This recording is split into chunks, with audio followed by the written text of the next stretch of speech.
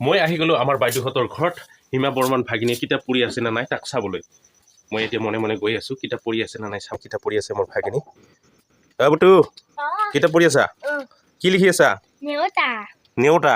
তুমি কোন ক্লাছত পঢ়া মই 3 নেওতা যে লিখি আছা কিয় লিখিলৈ যাবলৈ দিছে মই এটা তোমাক প্ৰশ্ন সুধিম কোৱা অসমৰ মুখ্যমন্ত্ৰী কোন হেমন্ত ডক্টৰ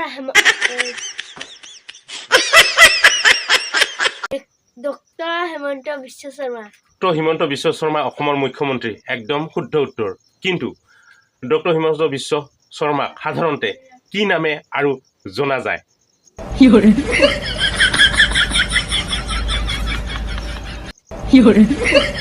মামা নিশ্চয় হ'ব এইটো মামা মামা সকলোৰে মামা জ্ঞানৰ জ্যোতিৰে জ্যোতিষ্মান